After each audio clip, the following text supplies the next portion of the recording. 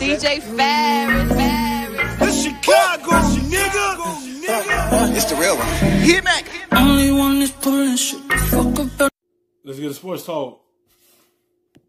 But first, it's breaking news on the jump. As first reported by the Houston Chronicle, Russell Westbrook is expected to minimally miss the start of the Rockets' first-round playoff series against the Thunder because of a strained right quad muscle. Sources tell ESPN that Westbrook's return will depend on how he responds to treatment. Perk, how does this injury impact the series? Because remember, they're playing Westbrook's former team.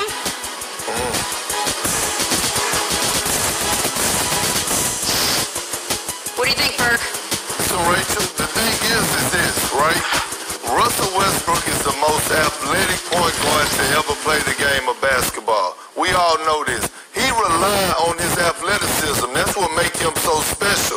And for him to have this quad injury is not good for the Rockets or Russell Westbrook right now. Now, I haven't spoken to Russell yet to ask him how serious it is, but for him to be sitting out, and you know we all know Russ got that Mamba mentality, I have concerns.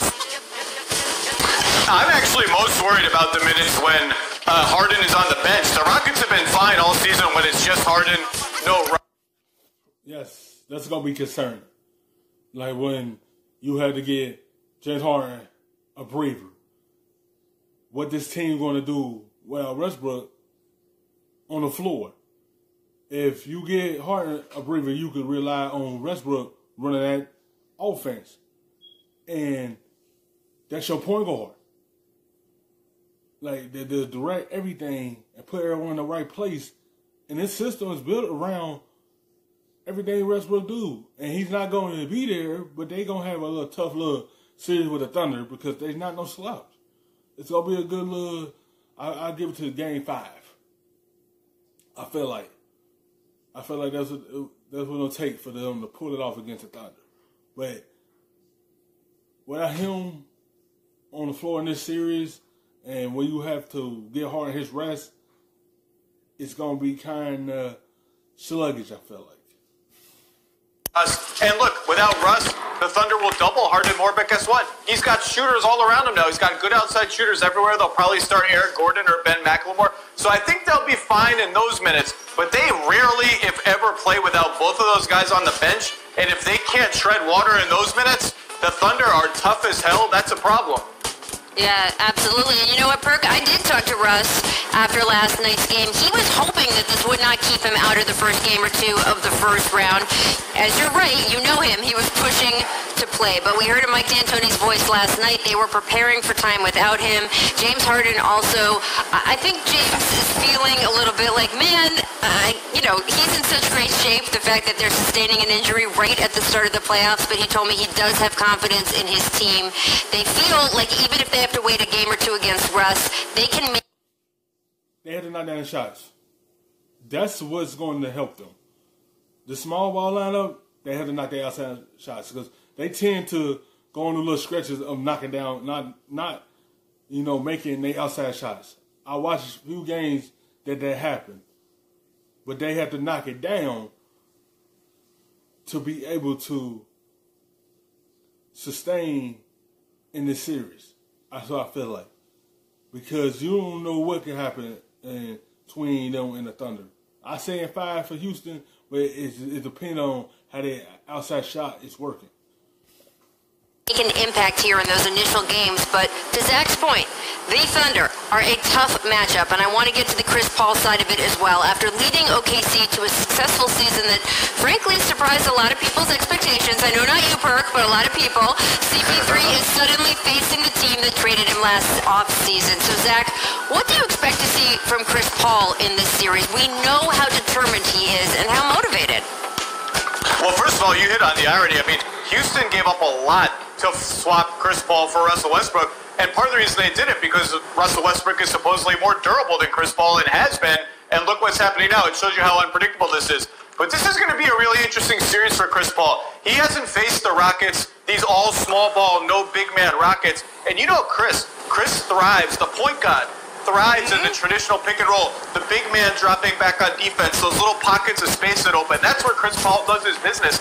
He's not going to get those now. He's not going to have 7-footers coming out switching on him. He's going to have wing after wing after wing after wing. I think it's going to be a really interesting series for Chris Paul and a different one than he's ever faced before. Well, I think, listen, Chris Paul should be in the MVP conversation. The way that he's been leading this Thunder, and yes, Rachel, I did pick them to make the play. It's the simple fact is they didn't think that the Thunder was going to get to the playoff.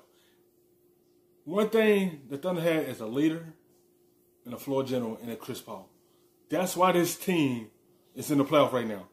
Because that leadership and that presence in that locker room. And it fed all the young players around him.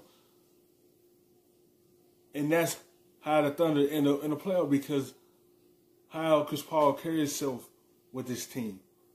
How determined he is in his leader position and will help this team prevail into a playoff series.